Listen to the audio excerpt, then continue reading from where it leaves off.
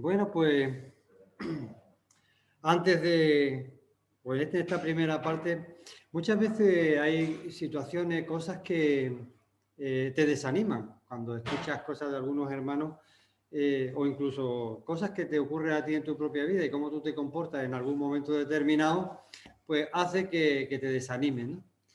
Pero esta semana ya lo comentaba el viernes, pero creo que es bueno porque es de bendición para todos. Pues a veces el comentario que hacen de algunos de tus hermanos, en lugar de desanimarte, lo que hace es que te anima a que actúes como lo que verdaderamente eres. Muchas veces creemos que tenemos que ocultar lo que somos porque vamos a dañar o podemos entorpecer la relación con las personas con las que estamos.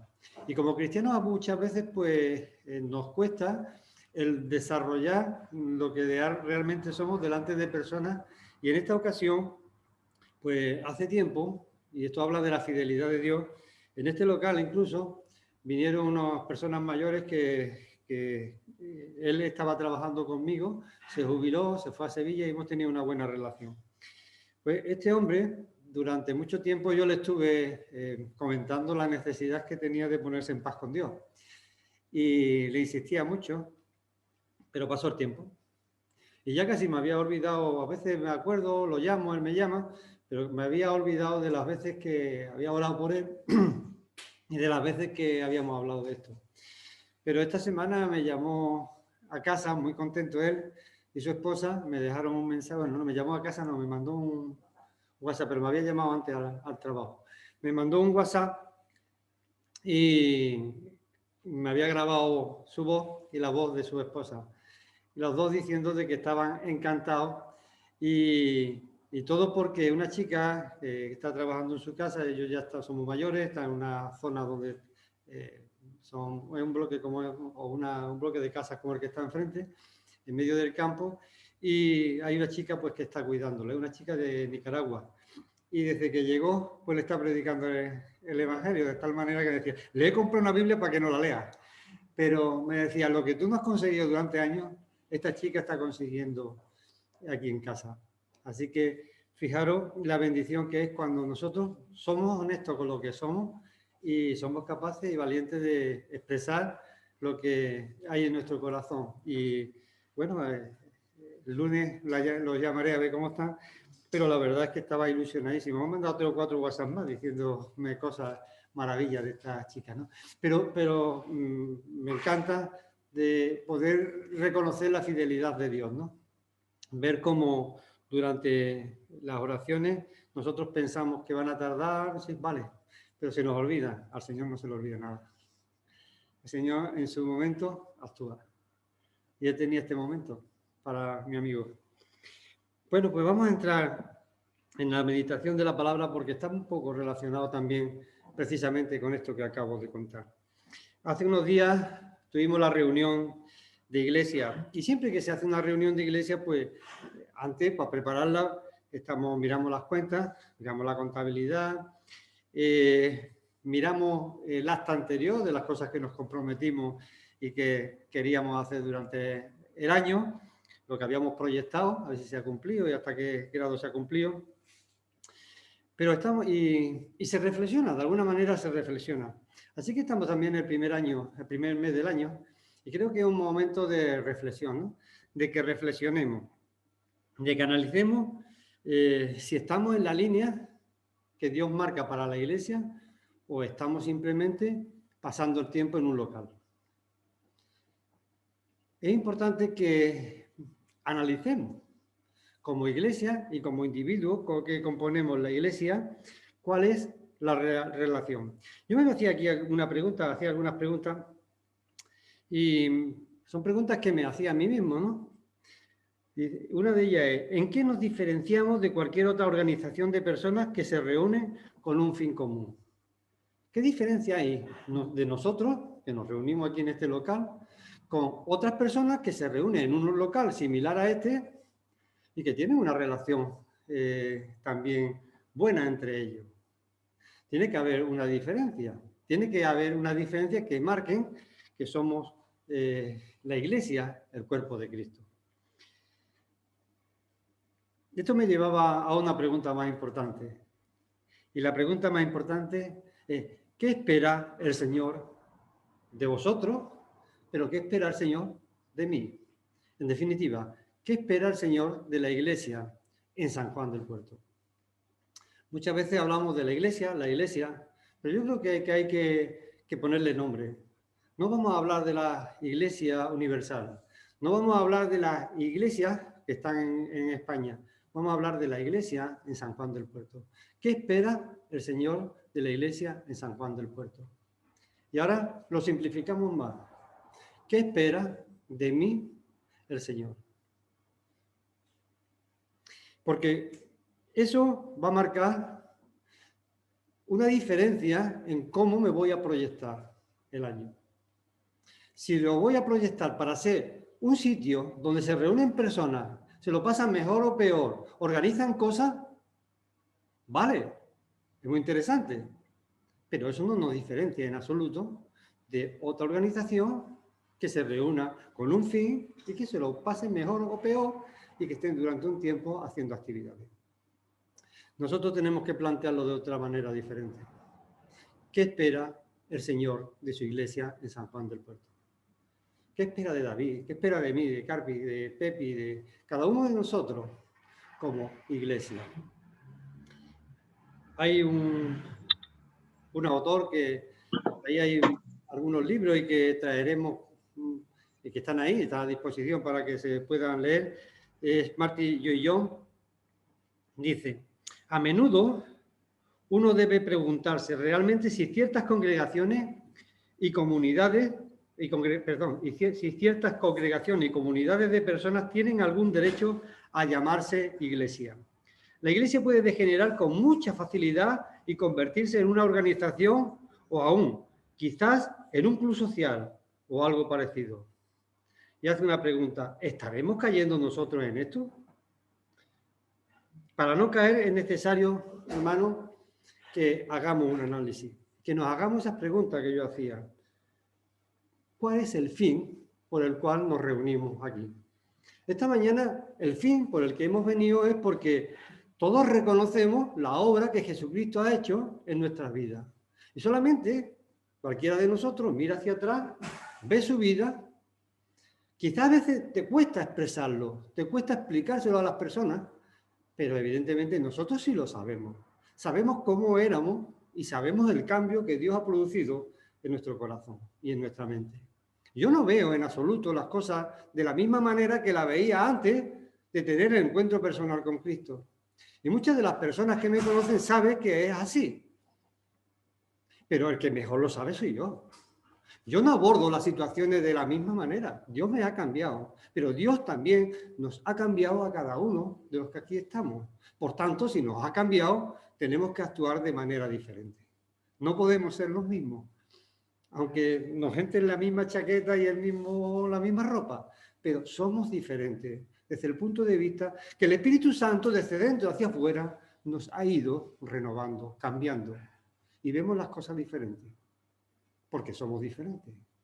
Así vemos las cosas diferentes y somos diferentes, tenemos que vivir vida diferente, marcada por ese cambio que el Espíritu Santo ha producido en nosotros gracias a la obra que Jesucristo hizo en la cruz y que admitió el Padre como buena para ser limpio con su sangre. Hermano, tenemos por delante un año, otro año y más años. Y la Iglesia tiene que poner los ojos en Jesús, el autor y consumador de la fe. Porque es donde tenemos que poner cada uno de nosotros nuestra vista. Si la ponemos en la persona que está dirigiendo la Iglesia, malo, porque va a fallar. Si la ponemos en la propia Iglesia, malo, porque va a fallar. Si la ponemos en algún miembro de la Iglesia, malo, porque va a fallar. La ponemos en algún líder de otra iglesia, malo, porque no va a fallar. Tenemos que poner los ojos solo en Jesús, el autor, consumador de la fe. Así que lo primero que vamos a hacer es definir la iglesia. ¿Qué es la iglesia? David Jackman la define usando hebreo. Me gustan las personas que definen la Iglesia con lo que dice la propia palabra de Dios. Y si nos vamos a Hebreos, capítulo 12,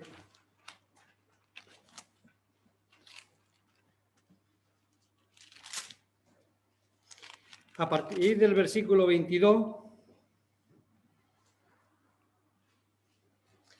y al 24, lo voy a leer y después leo la definición.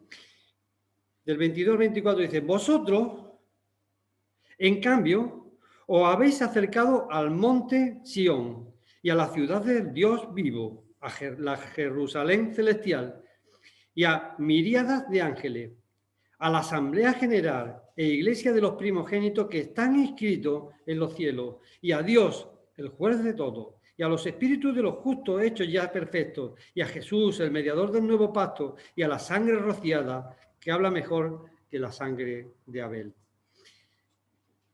David llama, dice de la iglesia, es la asamblea de los primogénitos inscritos en el cielo, lo hemos leído ahí. Aquellos que han venido a la ciudad de Dios, del Dios viviente, a la Jerusalén celestial, y a Jesús, el mediador de un nuevo pacto, y a la sangre rociada. Somos los que hemos recibido la sangre de Cristo, y esa sangre nos ha liberado de la carga del pecado.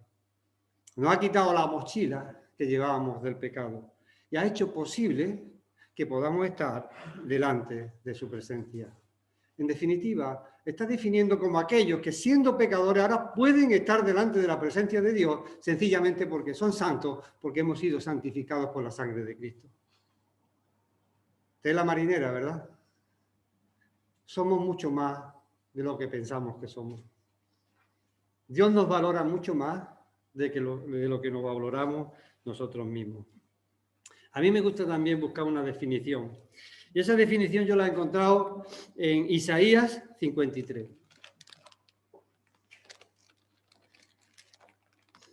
Isaías 53. Versículo del 4 en adelante al 6. Así que Isaías 53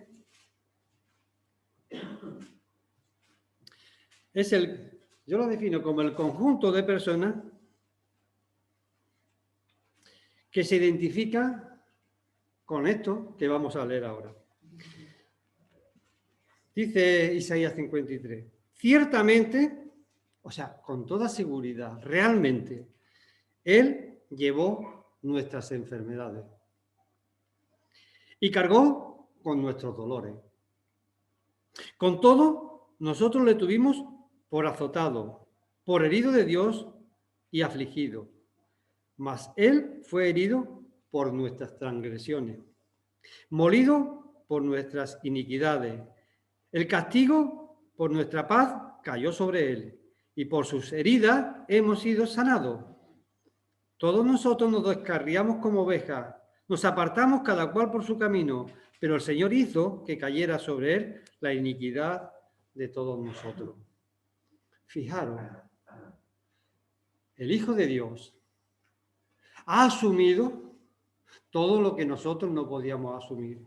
Y eso ha hecho que seamos quienes somos ahora, hijos de Dios. Así que la iglesia es el cuerpo de Cristo, porque Cristo dio su cuerpo en la cruz por la iglesia y ahora en la cabeza. Así que no podemos desaprovechar el tiempo que como iglesia estemos aquí en la tierra. No podemos estar reuniéndonos y que se nos confunda con cualquier otra organización, porque somos diferentes. Somos el cuerpo de Cristo y tenemos que dar testimonio de que verdaderamente lo somos. Y la única forma que yo conozco de que demos testimonio de que somos el cuerpo de Cristo es que actuemos como cuerpo de Cristo. Que de forma natural seamos lo que realmente somos. Vivamos vidas coherentes con lo que somos. Y eso implica que cada uno de nosotros tenemos que vivir vidas coherentes. Ser cristiano no es otra cosa que seguir a Cristo, y así lo definía John Stott. Ser cristiano es seguir a Cristo.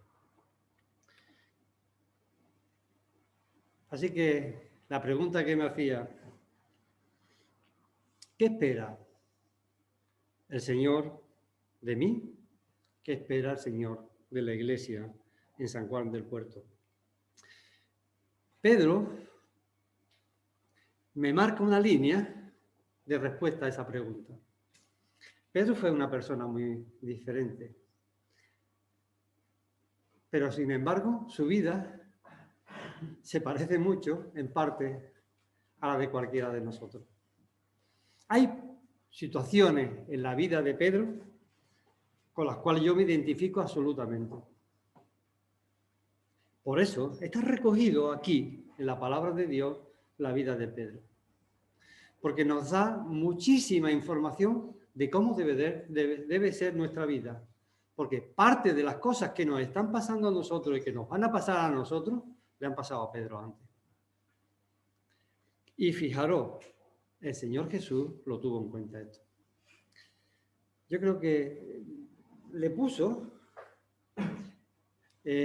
o lo puso aquí para que nosotros lo tengamos también como una persona que va a reflejar mucho de lo que son nuestras propias vidas. Vamos a Mateo, capítulo 16. Mateo, capítulo 16.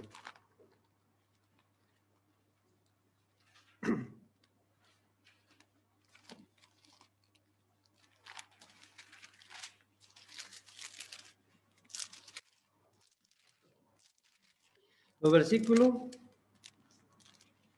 del 15 al 19.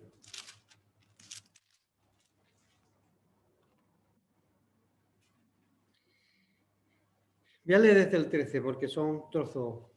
Dice, cuando llegó Jesús a la región de Cesarea de Filipo, preguntó a sus discípulos diciendo, ¿quién dicen los hombres que es el Hijo del Hombre? Y ellos le dijeron, uno, Juan el Bautista, y otros, Elías, pero otro, Jeremías, o uno de los profetas. Entonces, ante esa respuesta, Jesús les dijo, él les dijo, ¿y vosotros quién decís que soy yo? Pregunta directa. Ellos dicen eso, ¿vale? Pero vosotros, ¿quién decís que soy yo? Respondiendo Simón Pedro, dijo, tú eres el Cristo, el Hijo del Dios viviente. Y quedaros con esto. Tú eres el Cristo, el Hijo del Dios viviente. Eso es lo que tenemos que proclamar nosotros como iglesia. Eso es lo que tenemos que proclamar nosotros como hijos de Dios. De que Jesús es el Cristo, el Hijo del Dios viviente. Es Dios mismo. Y Jesús respondiendo le dijo, bienaventurado eres, Simón, hijo de Jonás, porque esto no te lo reveló carne ni sangre, sino mi Padre que está en los cielos. Fijaros la importancia de lo que Pedro le había contestado a la pregunta. Y es que eso también nos pasa a nosotros no nos ha revelado cualquier otra persona, nos ha encaminado hacia la palabra de Dios y ha sido el Espíritu Santo también el que nos ha revelado que Jesucristo verdaderamente es el Hijo de Dios y que en Él hay salvación. Y eso es lo que tenemos que proclamar.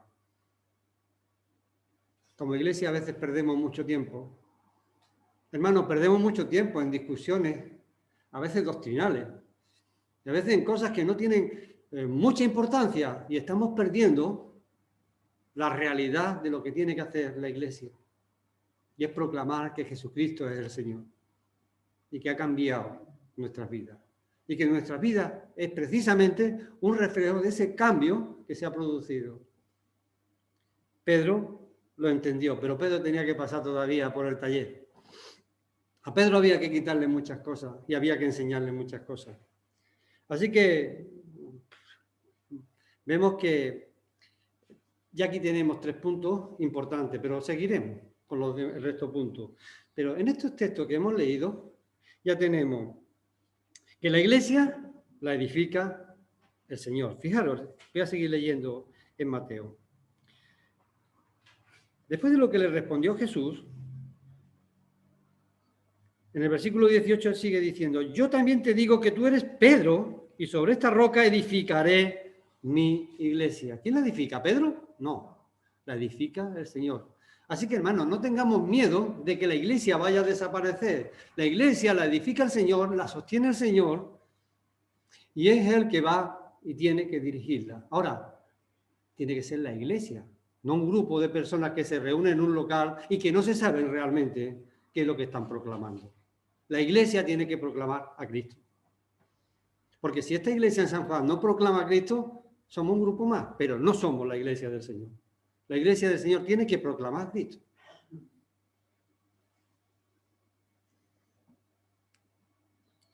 Así que fijaros lo que dice, yo edificaré mi iglesia. Y las puertas del Hades, de la muerte, no prevalecerán contra ella. Quien la protege es nuestro Dios. Así que vemos que la iglesia la edifica el Señor. Y la iglesia es del Señor. No es ni del pastor, ni del anciano, ni de los propios miembros. La iglesia es del Señor.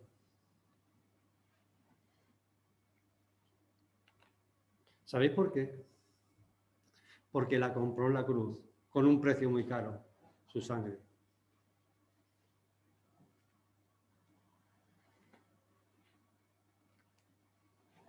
Así que el fundamento de la iglesia, desde mi punto de vista, y leyendo lo que hemos leído, es que la iglesia es el cuerpo de Cristo y tiene que proclamar a Cristo. Tiene que proclamar que Cristo es el Señor, que Jesús es el Cristo, el Hijo del Dios viviente, como dijo Pedro. Ahora, he dicho que tendríamos que mirar y aprender muchas cosas de Pedro. Pedro dijo esta frase.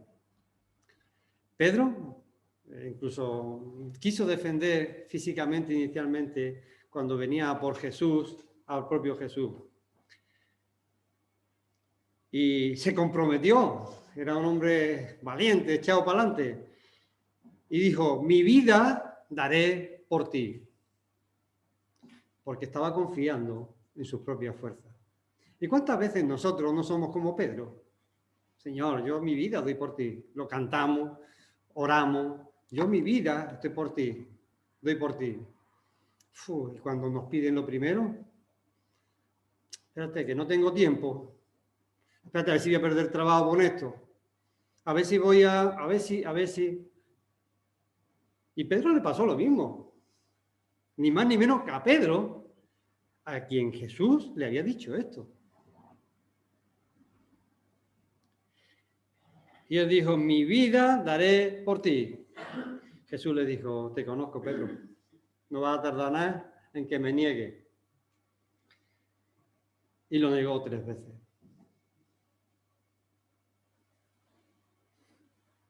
A que os podéis poner en el zapato de Pedro. A que nos podemos meter en su... ¿Cuántas veces hemos negado nosotros también al Señor? No tenemos que mirar a ningún hermano. Simplemente mirarnos a nosotros mismos y nos damos cuenta las veces que de una manera o de otra, en palabra o en obra, hemos negado nosotros también al Señor.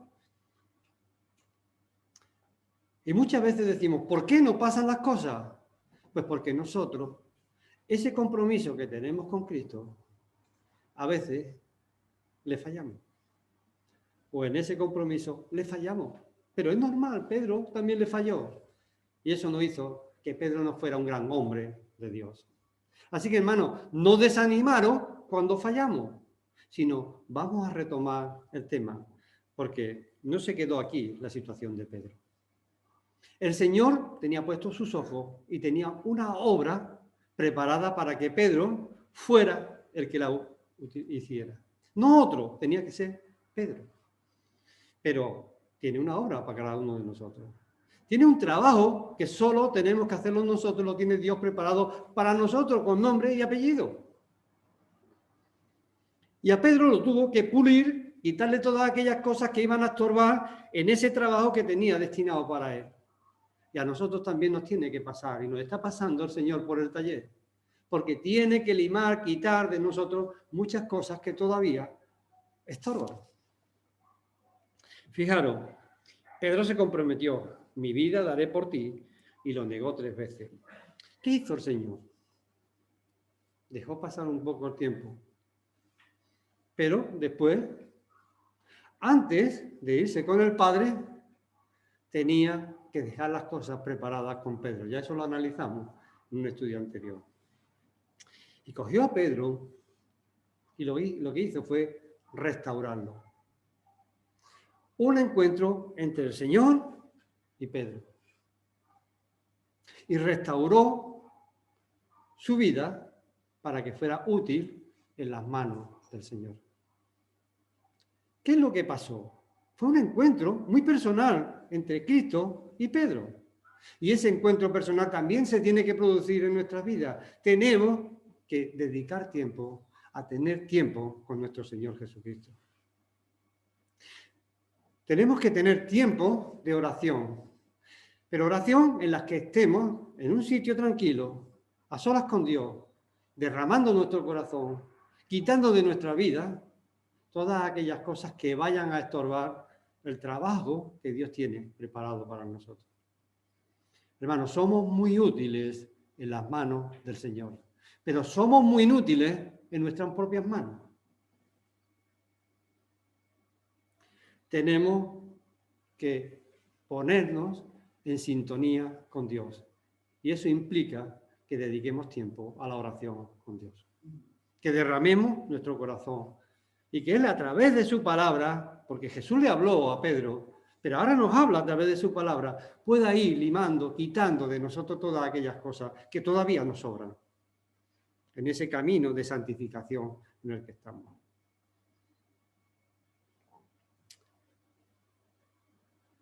Las 3 preguntas de Pedro, ¿me amas?, hicieron que Pedro recapacitara y que Pedro fuera restaurado para la obra del Señor.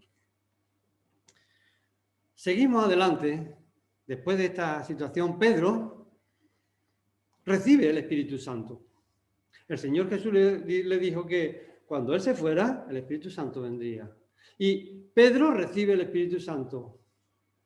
El Pedro cobarde que lo negó, ahora cambia absolutamente. Así que vamos a irnos a Hechos. Y en Hechos vamos a ver cómo Pedro es transformado. Y Pedro es el mismo Pedro que todos conocían, el pescador, pero hablando con una valentía. Las palabras que salían de su boca eran las palabras de Dios. De hecho, aquí la tenemos ahora escrita. Hechos capítulo 2, versículo 14. Entonces Pedro, poniéndose en pie con los 11, alzó la voz, no se puso en un rinconcillo, no. El texto recoge, alzó la voz y les declaró, es decir, proclamó a gran voz. Dio voces, vamos. Varones judíos y todos los que vivís en Jerusalén, sea esto de vuestro conocimiento y prestad atención a las palabras. Os tengo que dar un mensaje muy importante. Os tengo que contar algo muy importante. Este hombre, que se había escondido cuando una servidora le preguntó, que había negado al Señor Jesús en un momento determinado, ahora tenía el Espíritu Santo. Hermanos, ¿qué tenemos nosotros? Cuando creímos Jesucristo como nuestro Salvador, ¿qué nos dio el Señor? El Espíritu Santo, ¿verdad? Así que estamos en la misma situación que Pedro, no estamos en desventajas con Pedro. Tenemos también el Espíritu Santo, por tanto tenemos que tener esa misma valentía y se tiene que producir en nosotros ese mismo cambio que se produjo en Pedro. Si éramos igual que Pedro en las caídas, si éramos igual que Pedro en la debilidad, también somos igual que Pedro en la fortaleza que da el Espíritu Santo. Y fijaros cómo Pedro dice, poniéndose en pie con los 11, es decir, para que se viera. Alzó la voz y le declaró, varones judíos y todos los que vivís en Jerusalén, sea esto de vuestro conocimiento y prestad atención a mis palabras. Dice, estos no están borrachos, lo que están diciendo es verdad. Y ahora saltamos al versículo 22. Varones israelitas, escuchad estas palabras. Jesús, el Nazareno, varón confirmado por Dios entre vosotros, con milagros, prodigios y señales que Dios hizo en medio vuestro a través de él, tal como vosotros mismos sabéis. Lo habéis visto, lo negáis, pero lo habéis visto. Habéis visto los milagros que hacía en medio de vosotros. Versículo 23. A este, entregado por el plan predeterminado y el previo conocimiento de Dios, clavasteis en una cruz por manos de impíos y le matasteis. A quien Dios resucitó poniendo fin a la agonía de la muerte, puesto que era imposible que él quedara bajo el dominio de ella. Y sigue el texto, y sigue diciendo, fijaros, ¿hombre cobarde o hombre valiente? Yo diría que ni cobarde ni valiente. Un hombre que se deja llevar por el Espíritu Santo. Y el Espíritu Santo, a través de él, comunica el mensaje que Dios quiere que comunique. Jesucristo es el Señor. ¿Qué le dijo, Señor? Que ese mensaje iba a transformar vidas. Le damos una vuelta a la hoja, por lo menos en mi Biblia, y pasamos al versículo 36. Sepa pues con certeza toda la casa de Israel que a este Jesús a quien vosotros crucificaste, Dios le ha hecho Señor y Cristo. ¿Qué está predicando? Lo mismo. No le está hablando de lo buenos que son ellos, de las cosas que van a hacer, de cómo se van a reunir, de cómo... No. Está proclamando que Jesucristo es el Señor. ¿Qué es lo que transformó a las personas en Jerusalén? Y ahora lo veremos. El mensaje de que Jesucristo es el Señor. A veces le contamos miles de cosas, pero se nos queda decir que Jesucristo es el Señor, que murió en la cruz por cada uno de nosotros y que éramos pecadores y que ahora hemos sido redimidos por la sangre de Cristo. Y que la persona que lo está escuchando es pecadora y necesita limpiar su pecado en la sangre de Cristo, porque si no, vive en condenación. No es que vaya a condenarse, es que ya vive en condenación. Ese es el mensaje tan importante que Dios ha puesto en nuestras manos. Y el mensaje que la Iglesia tiene que hacer que llegue a las personas.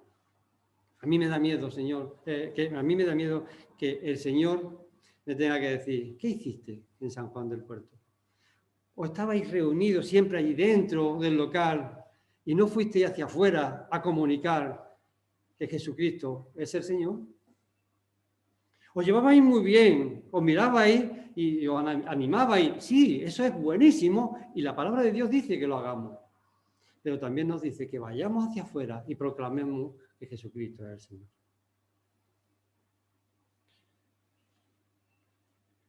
Fijaros lo que produce el mensaje de la cruz. Versículo 37. Esto no era fácil, ¿eh? Eran judíos que habían matado a Jesucristo en una cruz y estaban recibiendo este mensaje. Poneros en la situación. Eran esos que gritaban, crucifícale, crucifícale, crucifícale. Pues eso que decían, crucifícale, crucifícale, versículo 37. Al oír esto, compungidos de corazón, y sabéis lo que significa compungido de corazón, ¿verdad? Dijeron a Pedro y a los demás apóstoles, varones hermanos, ¿qué haremos? ¿Qué hacemos? Es verdad, hemos crucificado a Jesús, ¿qué hacemos? ¿Qué hacemos ahora? ¿Qué haremos? Y Pedro le dijo, arrepentíos y sed bautizados. Arrepentíos. Hermanos, ¿cuántas veces? Yo no sé, pero yo digo muy pocas veces. ¿Cuántas veces le decimos a las personas, necesitas arrepentirte de tus pecados? Arrepentíos, arrepentíos. Es fundamental que el ser humano descubra, reconozca que tiene una guerra con Dios y que esa guerra no la puede ganar. Y en esa guerra vive en condenación y que se necesita arrepentirse de su pecado para poder restablecer una relación con Dios. Así que fijaros, al oír esto, compungidos de corazón, dijeron a Pedro y a los demás apóstoles: varones hermanos, ¿qué haremos? Y Pedro les dijo: arrepentíos y sed bautizados, cada uno de vosotros, en el nombre de Jesucristo, para perdón de vuestros pecados, y recibiréis el don del Espíritu Santo. Dice, porque la promesa es para vosotros y para vuestros hijos, para todos los que están lejos, para tantos como el Señor nuestro Dios llame. Y con muchas otras palabras testificaba solemnemente y les exhortaba diciendo: sed salvos de esta perversa generación. Entonces los que habían recibido su palabra fueron bautizados y se añadieron aquel día como 3.000 almas. Y se dedicaban continuamente a la enseñanza de los apóstoles, a la comunión, al partimiento del pan y a la oración. Fijaros, un hombre que había negado a Cristo, que había sido restaurado por Cristo, que había recibido el Espíritu Santo y que ahora comunicaba que el Señor es Jesús, que Jesús es el Señor. Hermano, ahora nos toca analizar. ¿Somos como Pedro o no somos como Pedro? ¿Hemos caído? No una, caemos montones de veces.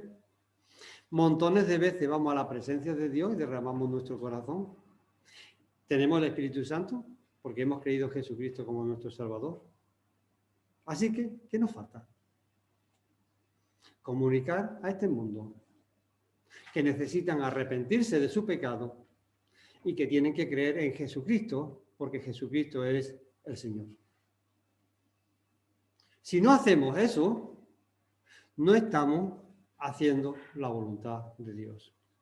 Así que cuando yo me pregunto, ¿qué espera el Señor de Carpi, el Señor de la Iglesia en San Juan del Puerto? Mi respuesta, después de estudiar este tema, que proclame que Jesucristo es el Señor, a tiempo y fuera de tiempo, en la Iglesia y fuera de la Iglesia.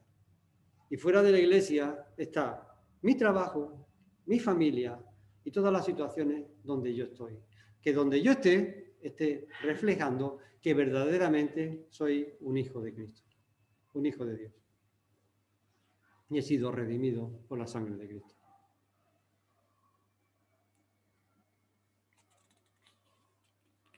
Hermano, podríamos decir muchísimas cosas, pero yo creo que a veces no es decir muchas cosas. Es las cosas que decimos que las pongamos en práctica. Así que me gustaría que ahora fuéramos a 2 de Timoteo. Solamente vamos a leer 3 textos y con esto vamos a terminar. 2 de Timoteo, capítulo 4, versículos del 1 al 5. Porque ahí vemos como Pablo, que no era Pedro, que era muy diferente de Pedro, le dice a Timoteo: Timoteo, te voy a decir lo que tienes que hacer, porque esto es importante para tu vida y para la vida de la Iglesia. Y le dice Pablo a Timoteo: te encarezco delante de Dios, eso está en 2 Timoteo, capítulo 4, del 1 al 5. Te encarezco delante de Dios y del Señor Jesucristo, que juzgará a los vivos y a los muertos en su manifestación y en su reino, que prediques la palabra, que inste a tiempo y fuera de tiempo, redarguye, reprende, exhorta con toda paciencia y doctrina, porque vendrán tiempos cuando no sufrirán la sana doctrina, sino que teniendo comezón de oír, se amontonarán maestros conforme a sus propias concupiscencias y apartarán de la verdad el oído y se volverán a fábulas. Pero tú sé sobrio en todo, soporta las aflicciones, haz obra de evangelista, cumple tu ministerio. haz obra de evangelista y cumple tu ministerio. Así que fijaros la exhortación. Tenemos que prepararnos cada uno de nosotros en la palabra del Señor, estar llenos de la palabra del Señor para que el Espíritu Santo la utilice cada vez que hablamos con las personas que demandan información sobre Dios. Tenemos que proclamar que Jesucristo es el Señor, hacer obra de evangelista, cumplir con nuestro ministerio. En Colosenses, capítulo 1,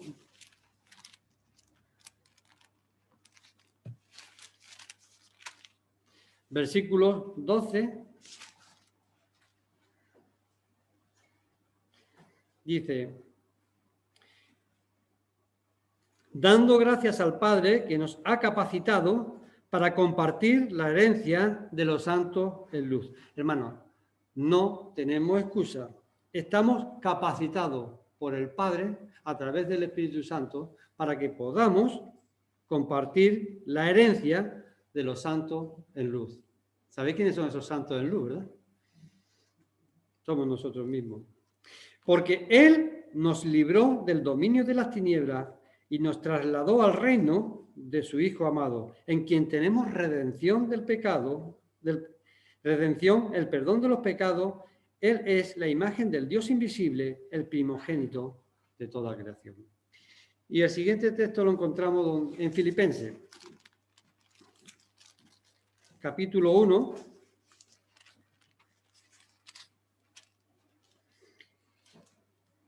versículo 6 dice: estando convencido precisamente de esto, que el que comenzó en vosotros la buena obra, la perfeccionará hasta el día de Cristo Jesús. También tenemos que ir cada día recibiendo información y quitando de nuestra vida todas aquellas cosas que estorben. Él va a perfeccionar nuestra vida. Él va a ir quitando de nuestra vida. Así que tenemos que estar preparados para que Él vaya actuando, trabajando en cada uno de nosotros.